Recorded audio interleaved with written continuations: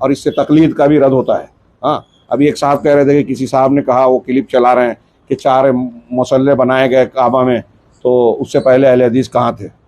हाँ, हैरत होती है ऐसे जाहिलाना सवाल पे और लोग इस पर उछलने कूदने भी लगते हैं। इसके जवाब की भी मैं ज़रूरत नहीं समझता। उसी बात पर गौर कर ले आदमी तो वहीं जवाब मिल जाएगा। 4 बने तो क्या 4 हक हुए? 4 से पहले क्या था? इमाम हनीफा, इमाम शाफई के पहले सहाबा कराम किस मसलक के थे? ताबईन किस मसलक के थे? तबे ताबईन किस मसलक के थे? खुद अइम्मा अरबा किस मसलक के थे? अहले हदीस वही मसलक है। अब 4 मुसल्लों को उखाड़ के फेंक दिया गया। हाँ, ये खैर है या शर है? खैर है। कौन सा मुसल्ला है? मकाम इब्राहिम। अब जब हज़रत इब्राहिम वत्तखिज़ू मिन मकाम, जो कुरान ने कहा वत्तखिज़ू मिन मकाम इब्राहिम मुसल्ला, वो मुसल्ला बाकी है। अभी आज ही हमारे एक दोस्त आए, कहने लगे कि इसका जवाब देना चाहिए। मैंने कहा ये जवाब देने की ज़रूरत है इसकी? हाँ, ये इसकी ज़रूरत मैं नहीं महसूस करता। और जो ऐसी फुसफुसी बातों की वजह से दीन के ताल्लुक़ से फ़ैसला करे, वो वाकई बहुत महरूम और बदकिस्मत शख्स होगा। अपनी अकल, शऊर, कुरान हदीस सामने इन चीज़ों का इस्तेमाल नहीं कर रहा है, हुज्जतों को गौर नहीं कर रहा है।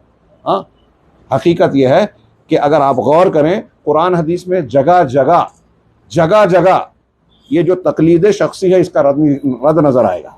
मानना किसकी बात है? अल्लाह की और रसूल की। ये बात, सिर्फ इतनी सी बात जिस पर मैं समझता हूँ कि दुनिया का मुक़ल्लिद आलिम भी मुखालफत करने की जुर्रत नहीं करेगा। क्या अल्लाह और रसूल की बात को रद्द कर सकता है कोई?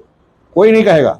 तकलीद करते हुए भी वो ये कहते हैं कि हम अल्लाह रसूल की बात को रद्द नहीं करते, बल्कि ये अकीदा रखते हैं कि हमारे इमाम, हमारे मसलक के लोग हदीसों को जानते थे ज़्यादा, तो वो भी जो मान रहे हो कुरान हदीस ही है।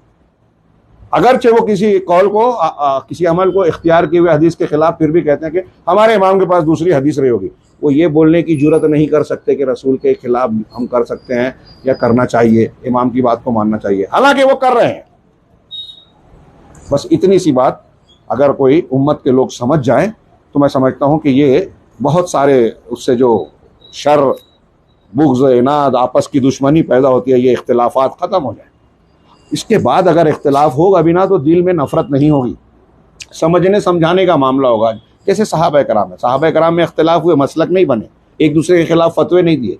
हमारे यहाँ मसलक बन गए, फतवे दिए जाते हैं, एक दूसरे को गुमराही का सर्टिफिकेट बांटा जाता है, और न जाने क्या क्या ज़बान इख्तियार की जाती है, दिलों में नफ़रत होती है और न जाने क्या क्या।